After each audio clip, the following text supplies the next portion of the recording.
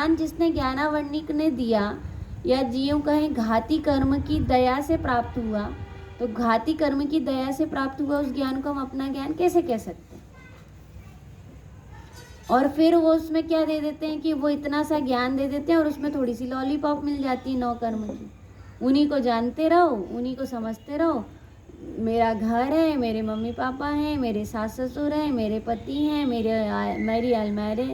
मेरी अलमारी है, उसमें मेरे कपड़े हैं, उसमें मेरा श्रृंगार का साधन है, और उसी में थोड़ी सी और लॉलीपॉप मिल गई, कौन से कि गहने मिल गए, थोड़े से स्वर्ण के मिल गए, रत्नों के मिल गए, उसी में क्या हो जाते हैं, फूले फूले फिरते नहीं हैं। और बहुत अच्छा बच्चा है और बच्चे को बहुत सारा ज्ञान है और वो ज्ञान में इतना इंटेलिजेंट है, लेकिन भुस्सू जैसा बैठा रहता है, तो और गुस्सा आती है कि तू इतना ज्ञानवान है तो कुछ कर ले, कुछ समझ ले, कुछ जान ले। तो उसी में भुस्सू, हाँ, नहीं तो वो भुस्सू टाइप का लगता है कि कैसा है, गूंगा है ना। अब ये नहीं लगता अपने को कि बच्चे की अभी योग्यता धीरे धीरे बढ़ती है। बच्चे की योग्यता कैसी होती है, धीरे धीरे बढ़ती है। अपन जब किशोर अवस्था में रहे तब अपनी बुद्धि में कितना, वास्तव में देखें तो 30 वर्ष तक कहते थे पंडित साहब, हम लोग को कहते थे 30 वर्ष तक तो सीखने के दिन होते हैं।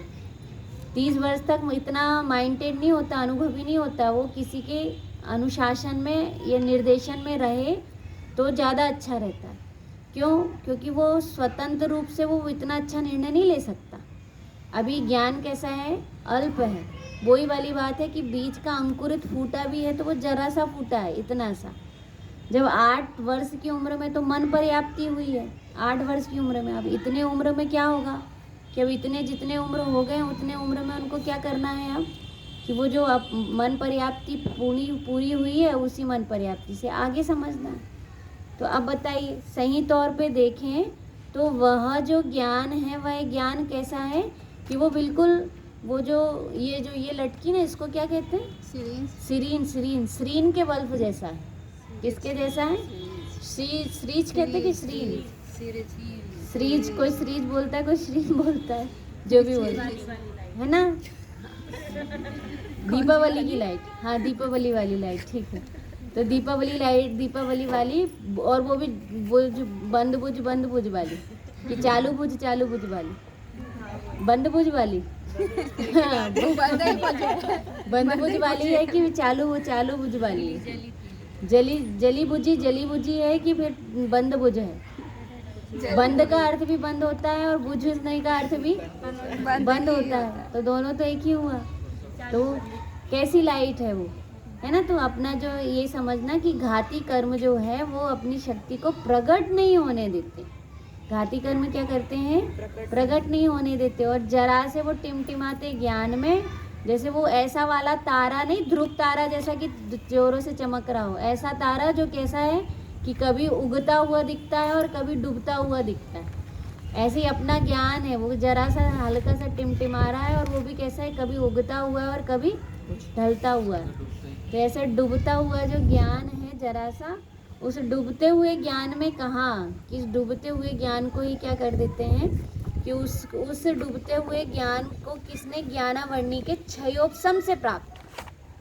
किससे प्राप्त है? क्षयोपशम से। आगे है 55 नंबर के क्वेश्चन में कि वो देशघाती प्रकृतियां होती हैं, उसके कारण उसमें आंशिक घात होता है ना, और सर्वघाती प्रकृतियों से सर्व का घात होता है। अभी अपन क्या पढ़ रहे हैं, 53 नंबर का क्वेश्चन, घाती कर्म से क्या आस है। तो समझ में आया कि प्रकट ना होने देने का अर्थ है ना, कि प्रकट माने आड़े आना नहीं, आवरण होना नहीं।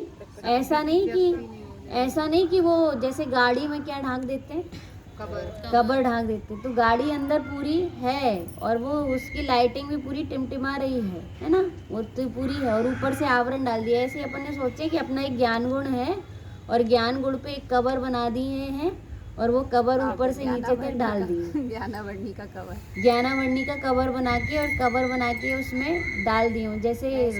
जैसे बारिश होती है तो रेनकोट रहते हैं ना, तो बारिश में क्या किए, बारिश में अपन भीग ना जाए तो रेनकोट बना लिए ऊपर से लेके नीचे तक। तो ऐसा आवरण नहीं समझना ना, ऐसा आवरण समझना। कैसा आवरण समझना, जैसे वो बीज का और लाइट का, जो बीज है, जैसे बीज क्या नहीं होने देता कि बीज का बट वृक्ष नहीं बनने देता, है ना। जैसे बीज प्रकट नहीं हो पा रहा है, उसमें सामर्थ्य तो है, बीज में क्या है, सामर्थ्य तो है, शक्ति तो है, पर शक्ति व्यक्त नहीं हो पाती। तो ऐसे ही जो ज्ञानावरण आदि घाती कर्म है वो भी कैसे हैं कि वो घात करने वाले हैं। देखिए अब 53